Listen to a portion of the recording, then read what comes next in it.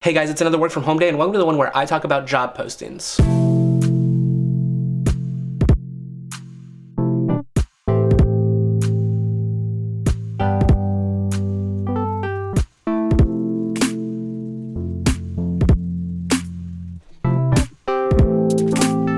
Alright guys, taking a short little break from the coding today, and I just wanted to let you know something before I jumped into the job posting rant that I have for you guys. So I just wanted to let you guys know that today I did something that I hadn't done before, and in the description boxes of some of my videos, I've added some affiliate links. Now they're to Amazon and to Treehouse. So products that I use like my camera and my laptop, and then also to Treehouse for sign up for membership. I just wanted to let you guys know that they're there and that I am using affiliate marketing when it comes to those links.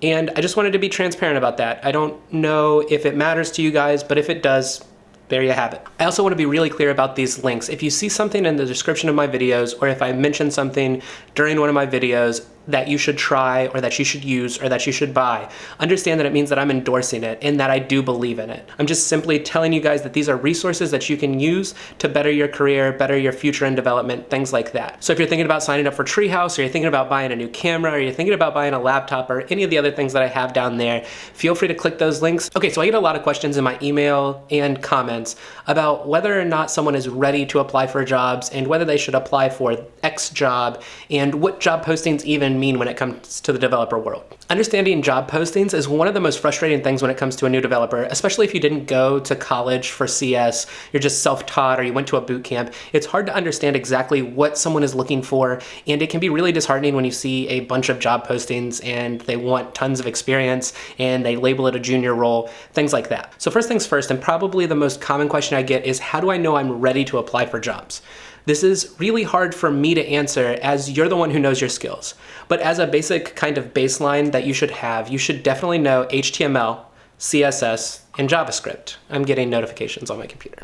Got a couple of pings on Slack from work. Do they not know that I'm filming right now? Come on, guys. So I think at a bare minimum to get a job as a web developer on the front end, you're going to have a pretty good understanding of HTML and CSS, and probably some sort of CSS preprocessor like Sass or less. Those are like baseline level needs. And if you know Chris Sean, he got a job with HTML and CSS. For me, I would definitely probably have some JavaScript experience in there as well. I would know the basics of how to run a loop, variables, basic arithmetic on there, switch statements probably, those kind of things that you learn in your first few hours of learning JavaScript. It would probably also be a really good idea to get your feet wet with jQuery before you go out and look for jobs. A lot of places use jQuery in replacement of JavaScript because the syntax is a little bit easier, it's a little bit cleaner, it's a little bit quicker to write. So most places do use jQuery still. Past that, if you're looking for a role as a front-end engineer, somebody who's working on web apps, it's going to be a good idea to understand a MVC framework for JavaScript. Those include Angular, Backbone, Vue, React, those kind of things. Knowing at least one of those in a general sense is a definite good idea before you go out and try to apply for those kind of positions. After that, I would definitely take a look at GitHub and understanding version control and the command line. The command line's a big thing that's used every day by me and a lot of developers, and having a basic understanding of that, being able to move around in file structure and use Git commands and stuff like npm is really good to know. You don't have to master the command line. I haven't mastered the command line. I still have to look up a lot of stuff, but having a basic understanding of how it functions, how to work your way around it is definitely a plus. So with a basic mix of those skills, the big question is, what kind of jobs can I apply to, and is this job posting for me? Will they even take me seriously as a candidate? Now this question is going to be super dependent upon the market and the job you're applying to, but in general, job postings are written by HR people and not developers, not the people who you're going to be working with every day.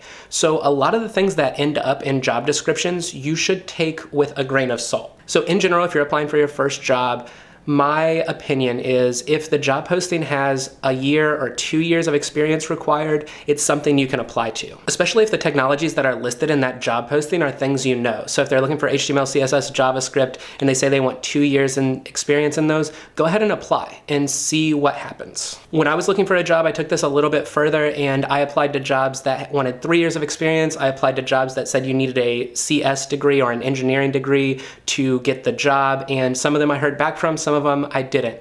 The thing is that if you constantly wait around for the job that exactly lines up to the skills you have, you're probably never going to end up applying for a job. Nobody is putting a posting out there, self-taught developer that has only spent 12 weeks doing this, right? So you've got to kind of stretch your idea of what you are and kind of narrow in the job description to the parts that you know. Don't be a slave to the specific requirements that these companies are asking for, because like I said, a lot of the times they aren't written by people who exactly know what the engineering team needs. Another big thing to get over when you're applying for your first job is rejection. You're gonna get rejected. You aren't going to get an interview at every job you apply for. Be ready for that and know that that isn't something that speaks to your worth. It just speaks to what these people are looking for. Now, if you're never getting any kind of feedback, you don't ever hear back at all, you're not getting phone screens or anything like that, it's time to look at your resume, your GitHub, your portfolio, things like that, and maybe rework them a bit to be more attractive to these potential jobs. So the big question now is, how do you stand out? How do you make it so that your resume and your portfolio sticks out from the crowd and it's something that garners attention from these people? When you're applying for these jobs, there's a few things that you really want to keep in mind.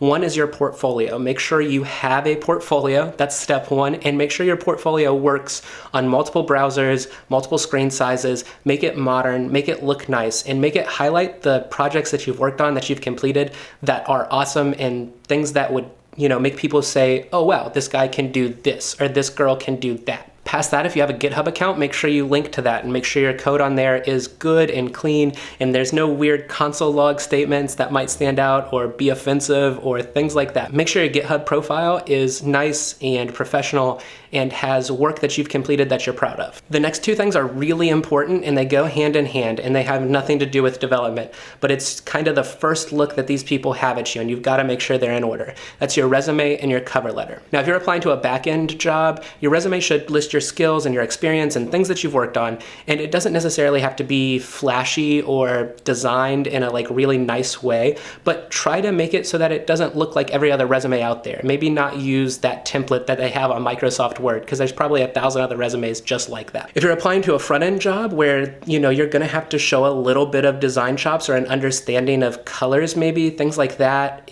try to make your resume pretty.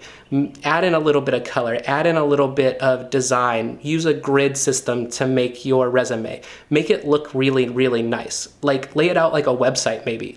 Figure out an idea to stand out and don't go over the top with it. It doesn't have to be super flamboyant, but make it look nice. And then we come to my favorite part about applying to jobs and kind of the ace in the hole that I feel like I had when it comes to applying for jobs, and that's your cover letter.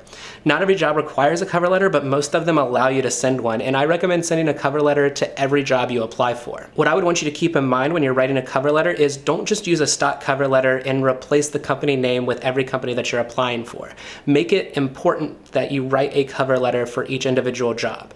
Make sure that it's specific to that job and let them know what excites you about that company. So talk about how awesome they are, talk about what technologies they use, do some research on their website and use that to tell them that you're really excited about this position and you really, really want it. Past that, if you're applying for a job that seems a little bit more senior than what your level is, or they have an experience gap that you don't have, they want 2 years of experience and you're brand new, maybe ask in the cover letter to show off your skills or highlight things that you've done that align with the technologies they use in your cover letter to let them know that you're right for this position. When a company's hiring for a junior developer, they are looking for certain things like experience and stuff like that. That's true.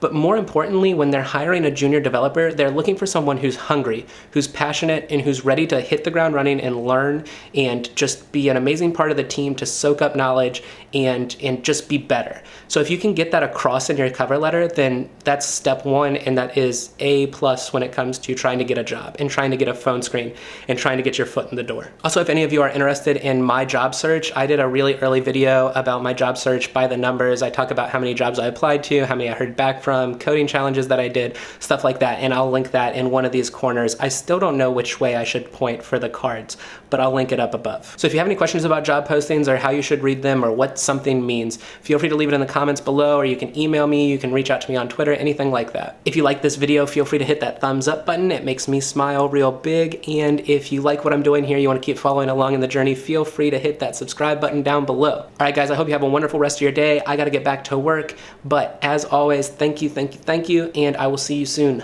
Bye.